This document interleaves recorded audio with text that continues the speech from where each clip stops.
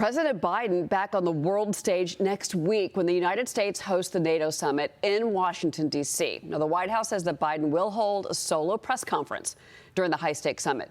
And this comes as Biden's debate performance has raised new concerns among American allies. Joining me now, former head of politics and communication for the British consulate in Boston and Harvard Belfer Center political strategist Shannon Felton Spence. Shannon, good morning. Thanks for having me. It's great to have you here because when Biden went over to the G7, and that video emerged of Meloni, Italian prime minister, helping him off, and then after the debate, she was actually quoted, and it was reported that she said she was shocked by what she saw of President Biden. Here we go again next week. What are your expectations? Well, the NATO 75 summit is something that has been squarely on the calendar for, many months. We've been sort of looking down on it. It's a moment that Washington has been preparing for, and it's supposed to be one of the sort of big rollout moments of Biden's international presence and as a world leader. There's several of them this summer. There was the G7, and there was, of course, the D-Day commemorations just a couple of weeks ago, and now NATO 75, which is sort of in our home territory, our home court, so to speak, here in Washington. And so I think all eyes are going to be on the president, right? Especially coming off of those previous two international events and also the debate. We've heard that this is sort of make or break for the president at the moment. And there's only a matter of days or a matter of weeks. I think the campaign is probably squarely looking at NATO 75 as a way to retake the momentum and retake the narrative. But we will just have to see. And we're once again, Shannon, we're showing our viewers again, and there's Meloni right there, bringing by. This is unedited video. Forget the White House calling it a cheap fake. This is unedited video that was seen, and this is the first real. It seems like the American people started to really pay attention because, again, this is the president on the world stage when you have two wars underway, and China, waiting in the wings for whatever. I do want to get your take on the UK election. So the Labour Party saw a huge landslide win. Keir Starmer is now going to become the first Labour prime minister in 14 years. So he just pushed out Rishi Sunak out of 10 Downing Street. Here we go again. Another change at the top in Britain. Almost all results are in. Labour has won 410 of the 650 seats in Parliament. The ruling Conservative Party, the Tories, just got only 119 seats. This is the worst election results for the Tories in the 190-year history of this party. What can we learn here, Shannon, from what has just gone down in Britain? Right. So 2024 is a year of change across the globe. This was an expected result. It came in a little larger than we even thought it might, but we knew that Labour was going to win this election. And, going back to those sort of international moments, Rishi Sunak really made a mistake early on when he left the international commemorations of D-Day and all the other world leaders were there. And in fact, Keir Starmer was there in the wings, sort of shaking hands with all of those world leaders. But you miss those opportunities to sort of be the statesman. And this sort of continued to play out for Rishi Sunak across the short 6-week campaign. This is, as you said, this is the worst result in in Tory history.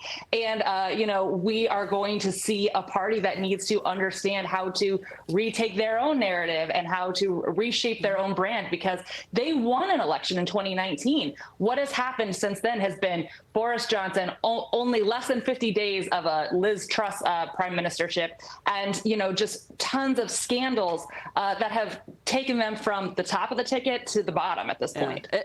And Nigel Farage, he's back. I'll leave it there. Joe Brelli's got a question for you. Joe, go ahead. And as a matter of fact, President Trump reached out to Nigel Farage and not Keir Starmer last night after the victory.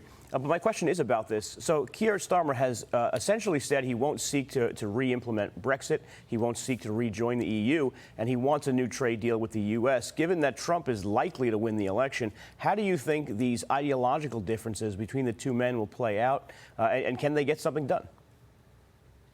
Well, you're absolutely right that President Trump has a nice and friendly relationship with Nigel Farage, and so it doesn't surprise me that he reached out to him last night on his victory. Nigel Farage won after standing 8 times for Parliament. He finally won with his new party Reform, and that was a huge takeaway from the night. So he is going to be a major player in the UK Parliament. That makes perfect sense.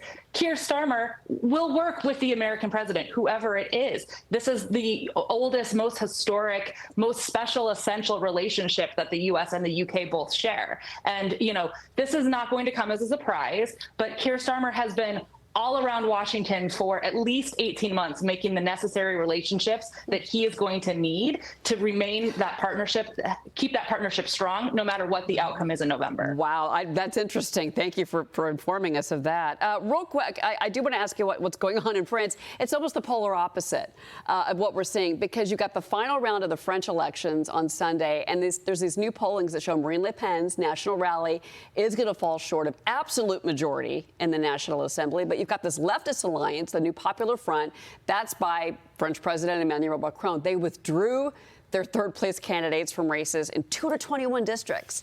And what was interesting is that Philip Marlier writes in the New York Times, France is on the brink of a dangerous new era. And he says that basically France is now going to be in the hands of the far right. It's the opposite of what's happening in England. Yeah, it is the opposite if you look at the political parties, but I actually think that they are more similar than some of the analysis is coming out. And here's why. These are change reforms, right? These are referendums on current governments. And so what happened in the UK actually does mirror what's happening in France and maybe what's happening in the US over several years. These are reforms.